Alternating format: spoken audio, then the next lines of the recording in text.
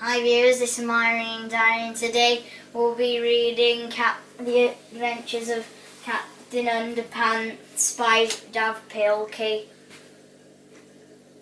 Part 1.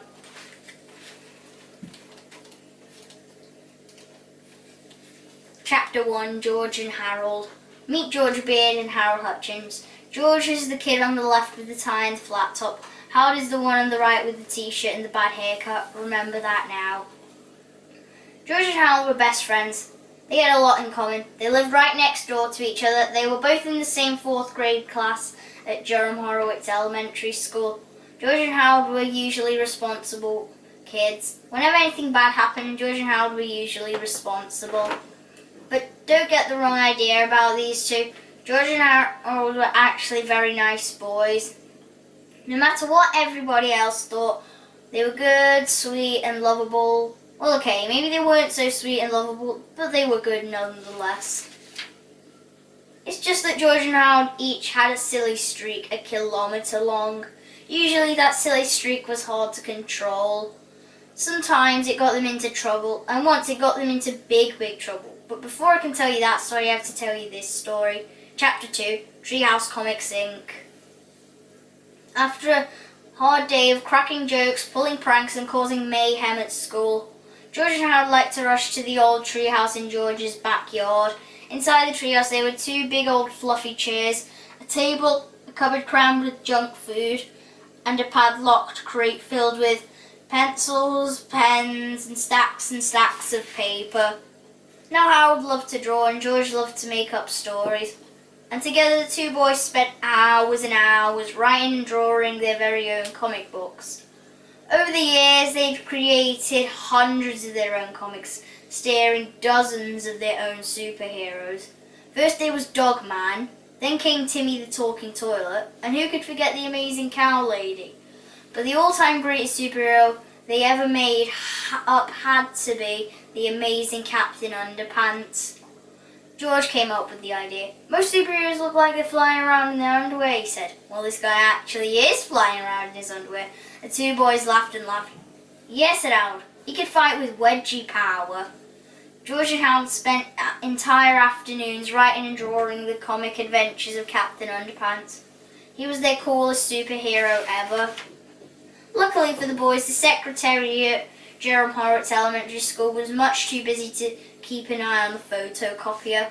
So whenever they got a chance, Harold and George would sneak off into the office and run off several hundred copies of their latest Captain Underpants adventure.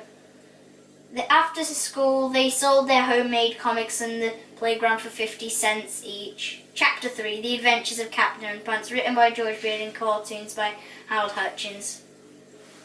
It was time of darkness and despair. Planet Earth. Bad guys had taken over the streets and all the superheroes in the world were too old to fight evil. Hey! Haha. Then along came a new improved extra strength superhero. Tra-la-la! Look up in the sky. It's a bird. It's a plane. It's an egg-salad sandwich. No way, I'm Captain Underpants. Captain Underpants was faster than a speeding waistband. Zoom. More powerful than boxer shorts. And able to leap tall buildings without getting a wedgie. Tra-la-la. Night and day, Captain Underpants watched over the city, fighting for truth, justice, and all that is pretty, trunk, and cottony. Meanwhile, at a nearby elementary school, turn the page, it was Stinky Taco Surprise Day at the cafeteria. Yuck. Everybody hated it so much they all threw it away. Trash. Soon the cafeteria food came to life. I'm the inedible hunk. The monster ran around the school eating everything in sight. Munch. Help, the inedible hunk just ate up 15 folding chairs and the gym teacher. Oh no, not folding chairs. This looks like a job for Captain Underpants. Tra-la-la. Captain Underpants shot a lot of underwear at the monster, but it didn't do any good. Zip, munch, munch. So Captain Underpants took off running. The inedible hunk chased him. Grrr, help! And chased him, and chased him. Finally, the inedible hunk got too tired and thirsty to chase Captain Underpants. How about a nice drink of water? So the monster took a long drink from a shiny white bowl. Glub, glub. When suddenly, flush! Hooray for Captain Underpants. And so the inedible hunk got flushed away and was never heard from again. Tra-la-la, the end. Don't miss our next exciting adventure, Captain Underpants and the Attack of the Talking Toilets, coming soon to a playground near you. Chapter 4, Mean Old Mr. Crop. Do you see that old guy looking out the window up there? That's Mr. Crop, the principal. Now Mr. Crop was the meanest, sourest old principal in the whole history of Jerome Horowitz Elementary School. He hated laughter and singing. He hated the sounds of children playing at break time. In fact, he hated children altogether. And guess which two children Mr. Crop hated most of all? If you guessed George and Howard, you're right. Mr. Crop hated George and Howard. He hated their pranks and their wisecracks. He hated their silly attitudes and their constant giggling. And he especially hated those awful Captain Underpants comic books. I'm going to get those boys one day, Mr. Crop vowed. One day very, very soon. Neil here.